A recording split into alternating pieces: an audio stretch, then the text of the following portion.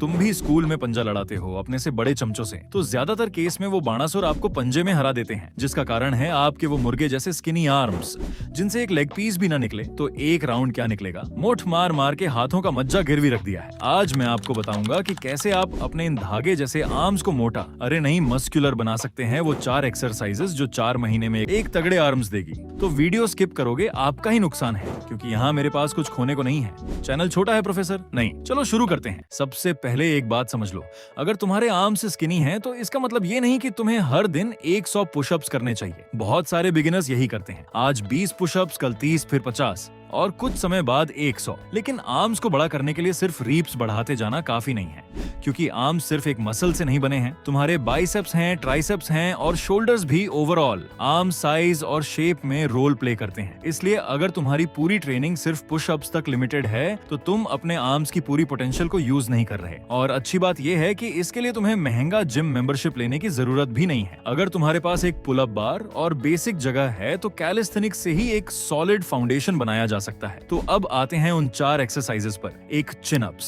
पहली एक्सरसाइज है। चिन-अप्स अगर गोल आर्म्स को स्ट्रॉन्गर और मस्कुलर बनाना है तो इसे इग्नोर मत करना। चिन-अप्स में पाल्म्स तुम्हारी तरफ रहती है और पुलिंग मूवमेंट में बाइसेप्स काफी काम करते हैं। साथ में बैक और ग्रिप भी ट्रेन होती है। लेकिन अगर बिगिनर हो तो शायद एक भी प्रॉपर चिन-अप न लगे, कोई प्रॉब्लम नहीं। पहले असिस्टेड या नेगेटिव चिन-अप से शुरुआत करो। किसी सपोर्ट की मदद से ऊपर जाओ और धीरे धीरे नीचे आओ। गोल पहले दिन ज्यादा रीप्स करना नहीं है। गोल है कि आज जो मूवमेंट मुश्किल लग रही है वही कुछ हफ्तों बाद कंट्रोल्ड होने लगे। जब रिप्स आसानी से होने लगे तब एक्सरसाइज को हार्डर बनाओ। यही आगे की पूरी ट्रेनिंग में काम आएगा। 2 डिप्स दूसरी एक्सरसाइज है। डिप्स अगर आर्म्स को सिर्फ बाइसेप्स समझ रहे थे तो यहाँ ध्यान देना, ट्राइसेप्स आर्म के साइज का बहुत बड़ा हिस्सा होते हैं। इसलिए सिर्फ बाइसेप्स को ट्रेन करके पूरा आर्म डेवलप करने की उम्मीद मत रखो। डिप्स में ट्राइसेप्स को अच्छी चुनौती मिलती है और साथ में चेस्ट शोल्डर्स भी काम करते हैं।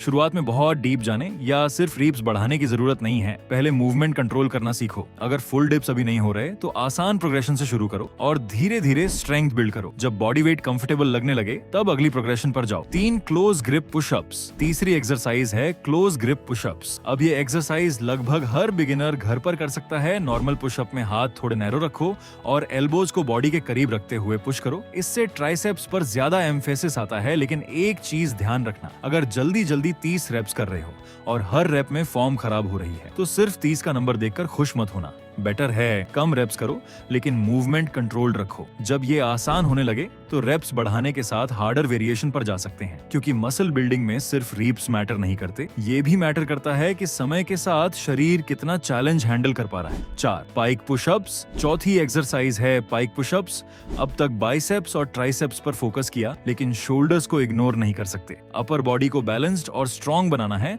तो शोल्डर्स को ट्रेन करना बहुत जरूरी है। पाइक पुशअप्स में बॉडी को पाइक पोजीशन में रखकर पुश करना होता है। शुरुआत में आसान एंगल से शुरू करो। जब स्ट्रेंथ बढ़े तो मूवमेंट को धीरे धीरे डिफिकल्ट बनाओ। और यहाँ भी वही रूल है, फॉर्म पहले, रेप्स बाद में। अब तुम्हारे पास 4 एक्सरसाइजेस हैं, लेकिन सिर्फ एक्सरसाइजेस जान लेना काफी नहीं है। यहीं पर ज्यादातर बिगिनर्स की दूसरी बड़ी मिस्टेक आती है, प्रोग्रेशन। मान लो आज तुम 5 चिन-अप्स कर सकते हो। अगर 2 महीने बाद भी तुम सिर्फ 5 चिन-अप्स ही कर रहे हो और वही डिफिकल्टी रख रहे हो तो तुम्हारे लिए एक्सरसाइज उतनी चैलेंजिंग नहीं रही। इसलिए धीरे धीरे प्रोग्रेशन करनी है। रेप्स बढ़ा सकते हो, सेट्स बढ़ा सकते हो, हार्डर वेरिएशन कर सकते हो, मूवमेंट को ज्यादा कंट्रोल्ड बना सकते हो। मतलब हर कुछ समय बाद वर्कआउट में कोई ना कोई इंप्रूवमेंट दिखनी चाहिए। लेकिन इसका मतलब ये नहीं कि हर वर्कआउट में खुद को खत्म कर दो। ट्रेनिंग का मकसद सिर्फ थकना नहीं है, स्ट्रॉन्गर बनना है। अब रूटीन कैसे रखनी है? अगर बिगिनर हो तो हफ्ते में लगभग 3 दिन ये वर्कआउट कर सकते हो। Chin-ups 3 sets, dips 3 sets, close grip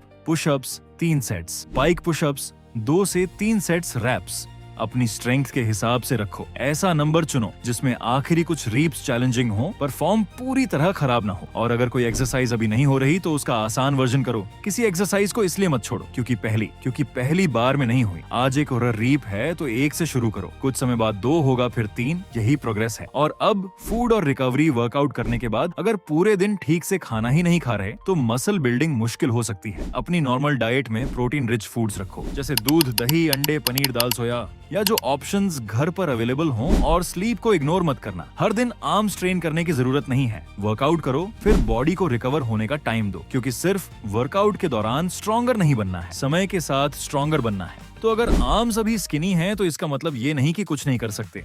बस रैंडम एक्सरसाइजेस की जगह एक सिंपल सिस्टम फॉलो करना है और बीच में रूटीन छोड़ो मत, क्योंकि 4 एक्सरसाइजेस आर्म्स को ओवरनाइट नहीं बदलेंगी, लेकिन अगर इन्हें सही तरीके से और कंसिस्टेंसी से करोगे तो अगले कुछ महीनों में स्ट्रेंथ और मसल डेवलपमेंट में जमीन आसमान का फर्क आ सकता है। तो अब अगली बार जब कोई बड़ा चमचा तुम्हें पंजा लड़ाने के लिए हाथ आगे करे, कम से कम तुम्हारे पास उसे चैलेंज करने के लिए थोड़ी ज्यादा स्ट्रेंथ और भौकाल तो होना ही चाहिए।